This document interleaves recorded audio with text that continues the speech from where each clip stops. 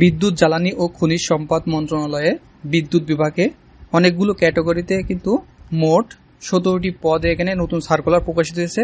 তো এখানে আপনারা যারা এসএসসি পাস করছেন তারা কিন্তু আবেদন করতে পারছেন অফিস সহায়ক পদে। তো বন্ধুরা চলুন শুরু করা যাক প্রথম থেকে। তো এখানে কম্পিউটার অপারেটর নিবে একজন কোনো শিক্ষিত বিশ্ববিদ্যালয় হইতে বিজ্ঞান বিভাগ থেকে আপনার স্নাতক ডিগ্রি থাকতে হবে এবং কম্পিউটার অবশ্য সার্টিফিকেট থাকতে হবে। আর 60 মুদ্রাকুর কাম কম্পিউটার অপারেটর 2 জন নিবে কোনো শিক্ষিত বিশ্ববিদ্যালয় হইতে স্নাতক বা সমমানের ডিগ্রি থাকতে হবে এবং আপনার ওয়ার্ড প্রসেসিং সহ আপনার বাংলা ইংরেজি গণিত সাধারণ জ্ঞান বিষয় 90 মার্কের লিখিত পরীক্ষা অংশগ্রহণ করে উত্তীর্ণ হতে হবে। তারপর হচ্ছে ক্যাশিয়ার একজন নিবে কোনো শিক্ষিত বিশ্ববিদ্যালয় হইতে বাণিজ্য বিভাগে স্নাতক ডিগ্রি থাকতে হবে এবং আপনার কম্পিউটারে অবশ্যই লিখিত 100 মার্কের পরীক্ষা অংশগ্রহণ করে উত্তীর্ণ হতে হবে। তো এই ছিল।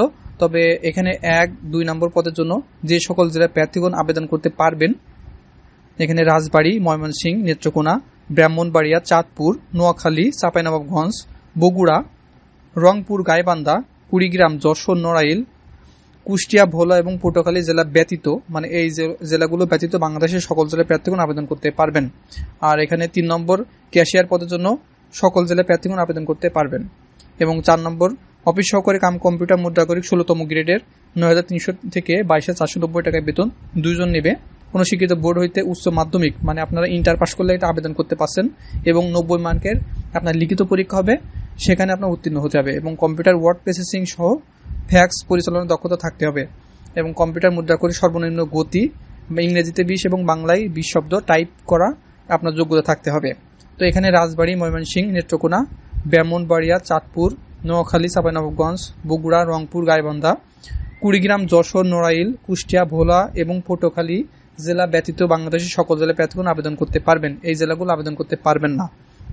তারপরে 11টি পদে, এটি সবচেয়ে বড় পদ, অফিস সহায়ক গ্রেড 20 8,250 থেকে 20,100 টাকা বেতন। তো কোনো শিক্ষিত বোর্ড হইতে মাধ্যমিক স্কুল সার্টিফিকেট বা সমান পরীক্ষায় উত্তীর্ণ হতে হবে।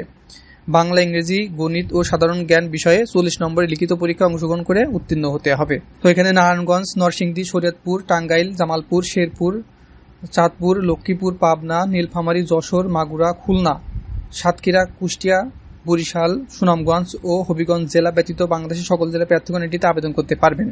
তো এখানে আপনারা অনলাইনের মাধ্যমে সম্পূর্ণ আবেদন করতে হবে এবং অনলাইনে আবেদন করার জন্য আপনার pd.teletalk.com বিডি ওয়েবসাইটে গিয়ে আবেদনটি পূরণ করতে হবে এবং আবেদনের ফি জমাদান এবং অ্যাপ্লিকেশনের শুরুর তারিখ 15 জুলাই 2024 সকাল 10টা থেকে শুরু হবে এবং শেষ হবে 8 আগস্ট 2024 বিকাল 5টায়।